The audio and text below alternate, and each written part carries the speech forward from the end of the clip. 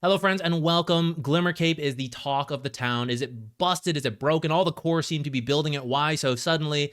I wanted to break it down because I actually think it's a really cool development in the meta and explain why it's good, but why you're not going to do it every single game. When you buy a Glimmer Cape, it is dirt cheap for most cores, 2,150 gold.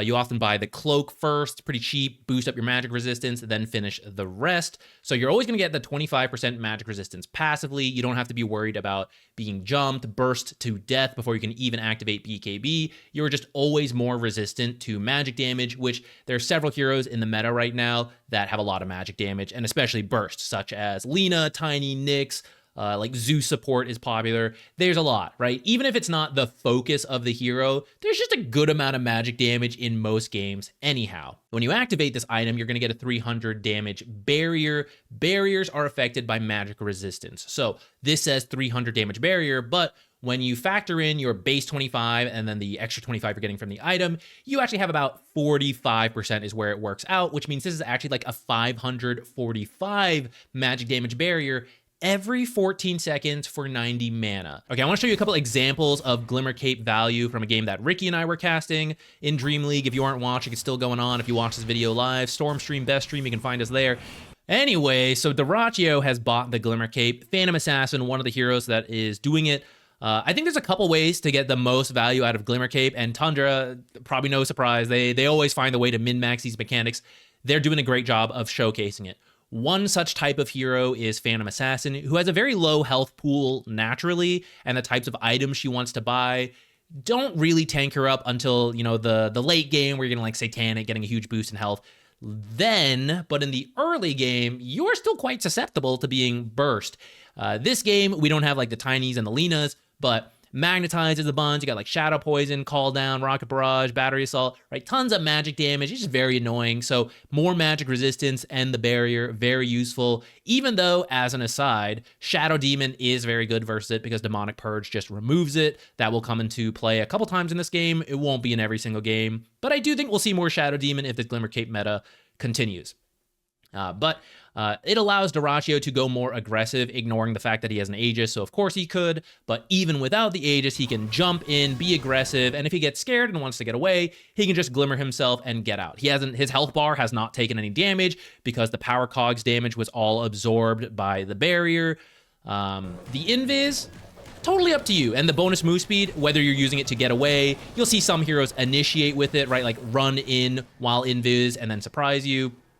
Just depends on the situation of the game. But because you have Invis, it's going to force more detection out of the enemies. They're going to have to buy more dust sentries than they would like. Like, for example, you see a bunch of sentries here. It's not just because of dewarding. It's because, like, well, we know Dyrachyo's been farming in this area. We got to, like, look for him, not just be killed. And that's just more sentries that they may not want to have to use. Shortly after, there's a dive in the mid lane. This fight doesn't matter too much, but I do just want to show here. He chooses to use the Glimmer on BZM. Now, I don't think he would do this if he didn't have the Aegis, but it's just nice to have that option. You could not do this if you had a BKB, but here he can choose to save BZM knowing that if he dies, he'll come back, but he needs BZM to live to do whatever damage he can. He doesn't want to be in this fight on his own, and that's just a nice thing about the Glimmer Cape, especially because we're all talking right now about the perspective of PA. BZM could buy his own Glimmer Cape, and so he could have two barriers for himself and his own magic resistance boost. Sometimes you see Mage Slayer, right? Maybe you don't have the barrier, but you got the magic resistance from that. Maybe BZM went BKB, and with that boosted magic resistance, he also then gets the barrier from the Glimmer Cape that Dyrachyo has, and that's why you see a lot of teams buy multiple Glimmer Capes right now. Not just the one where it's like, here's your 300 barrier. You take turns, because the barrier doesn't stack. One person goes, and the next person goes, and the next person goes. You can pop the pipe, you can pop the BKB, those will stack, all that. But you can get so much value on the given target. So if BZM was the focus, and Lina is ulting, and Nyx is popping out of Vendetta, and Tiny's crash landing, like, you can all just take your turns putting the barrier onto BZM, and maybe a BKB would be easier, but it's much cheaper, much smoother for multiple heroes to be picking up a Glimmer Cape if your team wants to play this way. All right, last showcase, they were thinking about trying to steal this Tormentor, bit of an aggressive play. We do see the Shadow Demon ult come into play here, so the Glimmer doesn't really do anything in terms of the barrier, but he does get the magic resistance, and it will matter in this time, guys. It's difficult to show, but just know that all the magic damage he's taking is being reduced by the passive magic resistance here. So this fight's gonna go on. He is being affected by all the buffs from White Mom. Look at all this, right? He's got the cloak aura, so now that's even boosting the magic resistance barrier when he does use it next time even more. He is healing right now from all these like 5 million different buffs, lifesteal from his Vlad, some HP regen from the Battle Fury. All of it is ticking throughout this long fight. Because PA can constantly reinitiate, you can just kind of wait for the Glimmer if you need to. In this case, he's got the Aegis, so he's not really waiting. But it is something you'll see in some of the other games where everyone's buying Glimmer Cape. Jumps in. Looks decently healthy. 900 health. Uses the Glimmer Cape anyways, because why not? A lot of the enemy heroes are alive. Big crit onto the Blade Mail, while also the hairball comes out from Lace, so it takes a huge chunk of damage, falls to 77 HP here, and then he would be killed by this kick from Serenata, but all of that magic damage went into the barrier. So here is a very clear example of how the extra magic resistance and the barrier will keep you alive in various cases, where if you were going for BKB, he may have already used it on this initial jump here. He maybe would have had to use it over here. Instead, he's gotten 2 Glimmer Cape uses in this fight so far, and he doesn't feel bad about using it. Other times, he might have been like, do I use BKB here? I've got the Aegis. I should wait to die before using the BKB. Those aren't wrong, but the Glimmer Cape, you don't got to worry. As long as you have the mana to like, yeah, Glimmer Cape, Glimmer Cape, Glimmer Cape. I don't care, whatever. Charges, what are those? I don't care. Glimmer Cape myself. Glimmer Cape my allies if I'm feeling generous. But anyways, he lives. Gets knocked back. Shadow Poison, I think, brings him down to like 22 HP, but he barely survives. And then a few moments out of the fight, I think he wants himself as well. Gets a little bit more health, so he feels comfortable jumping back in, killing the gyro, and then they kind of go for a big dive here. I think this part is starting to be less and less important, but I think we'll see one more Glimmer Cape value coming into play here, right? So uses it on himself, and then I think the Shadow Poison, Rocket Flare, some of this comes in. You can see, right, if he didn't have this barrier, it's getting pretty close to killing his actual health pool, but thanks to the barrier, right, he gets this extra mileage. He does eventually die. Here's the VODs shield now buying him some extra time. All of this, it's not just the barriers. Again, I want to highlight the magic resistance, making those barriers even better. He does eventually die here, and then gets out thanks to the fact that they're 17k ahead. I'm not gonna attribute everything to the Glimmer Cape, although it does help to go invis and have a bit of extra move speed here. I do know, he had Aegis, he had the extra gold, but there's just one example for you guys to see what the Glimmer Cape can do. I want to use another Tundra game real quick just to showcase some of the numbers and the timings on why Glimmer Cape is good. So in this game, first, magic damage, right? You don't have to buy the Glimmer Cape if there's not a lot of magic damage, but there's a lot of heroes plaguing your pubs, especially, right? Things like the Lina, the Zeus support, Tiny with Crash Landing, Nyx, right? Like, you know the kind. There are games where there's a lot of magic damage. Even if it's not the whole lineup, other heroes like Juggernaut does have magic damage on the spin, the shield is magic damage, like Ether Shock, things like that. Like, every game typically has a good chunk of magic damage that certain squishy heroes don't like to deal with. But even tanky heroes, right, they want to be as survivable as possible. And so when we look at Tundra, they have a pipe on Enigma, and then 3 Glimmer Capes on very tanky heroes with high HP regen, a lot of lifesteal or spells, both, I guess, spell steal, in particular with the Bloodstone, healing from the Sunray. So all of this healing is being pushed to the maximum value with these Glimmer Capes and the barrier from pipe. And because they're so low cooldown, it kind of lines up with the abilities, right? Which is like, you use it, you survive, you use the barriers, buys you enough time to use your healing spells again, and your Bloodstone, and let the passive regen kick in. So Tundra always, pushing these mechanics to the max. The item timings, which my camera's blocking, so goodbye. So Cloak on 33 at 12, Pipe at 17.5 minutes. Duraccio, carry. So Armlet, Mask of Madness, sure, the usual like early items. And then if you want to play fast as a team, that's when the BKB comes into discussion, right? That is the, okay, we're grouping, we're fighting, we're trying to really do things.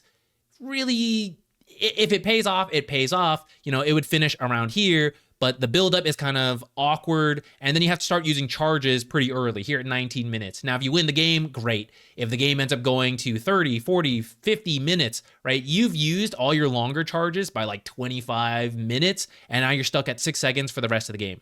Here, by going Sanj and Yasha first, the buildup is smoother, and you don't care about charges. You get the Glimmer.